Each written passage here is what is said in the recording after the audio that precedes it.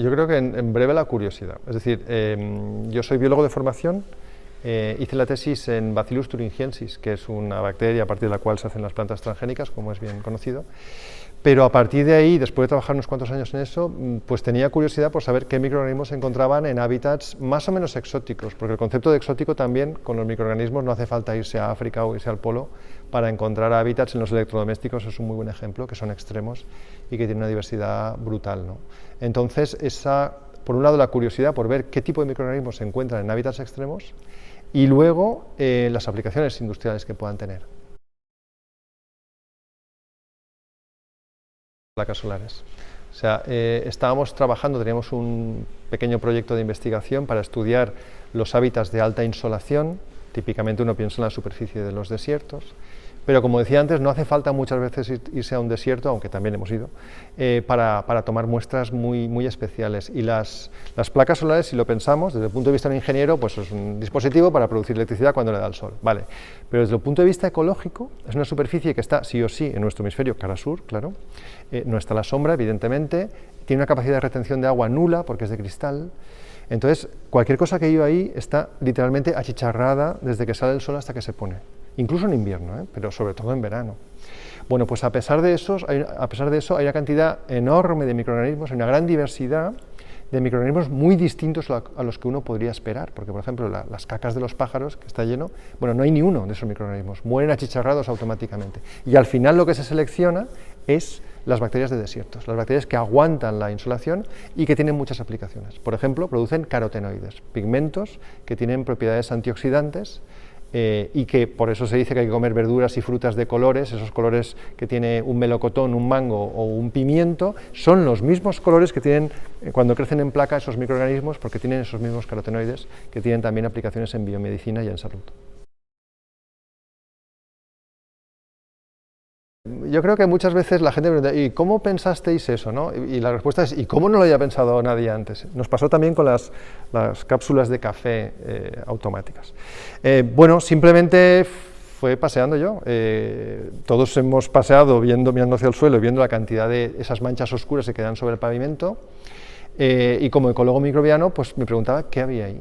¿Qué tipo de microorganismos habría? Y eso abrió una investigación muy sencilla, en realidad, bastante económica, pero que nos permitió ver la diversidad de los microorganismos, cómo de diferentes eran en la superficie del chicle, en la parte interna y en la parte de abajo, y las aplicaciones que tenía también industriales. A ver, yo imaginaba, porque conocía los premios, que tendría una cierta repercusión mediática, pero no hasta ese punto. O sea, durante aproximadamente una semana yo no pude hacer nada más que conceder entrevistas y coger el teléfono.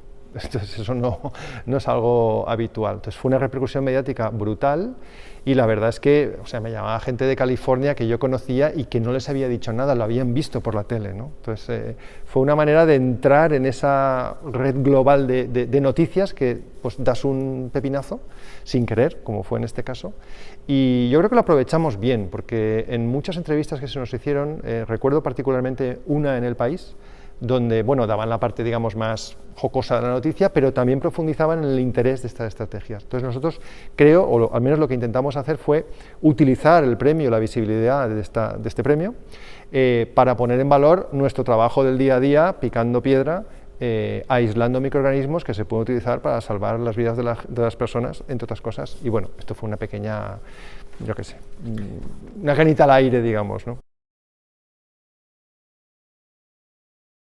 Totalmente. Es que el microbioma tiene un impacto brutal en la vida en general. Entonces, en el humano lo sabemos, en animales también y en las plantas también. Entonces, hay por un lado los microorganismos asociados a la rizosfera, y cómo pueden promover el crecimiento vegetal y la productividad de los cultivos, un 30%, se puede aumentar la solubilización de fosfatos, la producción de hormonas vegetales, el efecto antifúngico, que es un enemigo típico sobre todo de las semillas. Entonces, esa selección de microorganismos para inocular con ellos las semillas o las raíces de las plántulas es algo que se conoce, pero que tiene todavía mucho margen de crecimiento. Y luego está el filoplano, es decir, los microorganismos que se encuentran en la superficie de las plantas, las que nos comemos crudas. La más evidente es la ensalada, la lechuga, pero también los tomates o incluso los rabanitos u otros, que por mucho que lo laves siempre quedan microorganismos, y es bueno que queden microorganismos, porque al fin y al cabo tenemos 1000 especies microbianas en nuestro tubo digestivo, los probióticos se han descubierto hace muy poco, ¿y de dónde salen esos? Pues de nuestra alimentación fundamentalmente, ¿no? Entonces el campo por explorar que queda brutal en el caso de los cultivos es el microbioma, no tanto de las raíces que también, sino el de las plantas, las partes comestibles, esas bacterias que están ahí, que nos comemos y que tienen un efecto fundamental en mantener nuestra salud. Muchísimo. O sea, hay primero una parte indirecta y una parte directa. La parte indirecta es que si aumentamos la productividad, en realidad es bueno para el planeta, porque con la misma superficie de terreno estás produciendo más y estás alimentando a más gente, con una huella de carbono un poco inferior. Eso es por un lado. Pero luego, por otro lado, el uso de microorganismos que puedan hacer un efecto específico en la salud humana, evidentemente es algo que tiene también un ahorro en todas las terapias que pueda haber que no sean, en este sentido, naturales, ¿no? Y luego, un efecto económico muy importante es el caso de la solubilización de los fosfatos. Los abonos son caros, los fosfatos son caros, ahora con la crisis de los saharauis se ha puesto en valor, las mayores reservas de fosfatos del mundo están allí, en el Sahara. Y si utilizamos microorganismos podemos pasar un poco de los fosfatos, porque estos microorganismos solubilizan el poco fosfato que hay insoluble y no disponible para las plantas en el campo. De forma que es una manera ambientalmente fantástica, económicamente fantástica y muy sostenible de ser más respetuoso con el medio ambiente. A ver, eso está ligado a mi etapa profesional en la universidad cuando yo me estabilicé como investigador. Entonces es un poco, supongo, como la depresión posparto, ¿no? Que estás feliz, pero un poco te sientes raro. Yo no he parido nunca, pero supongo que debe ser algo así al mismo tiempo. Entonces lo que pasó fue que yo me estabilicé, tenía un grupo de investigación que sigo teniendo, que va bien, pero bueno, aspiraba a tener quizá otras aventuras profesionales. Entonces, en vez de dejar la academia para pasarme a la industria, o continuar en la academia sin tocar la industria, decidí hacer algo un poco distinto.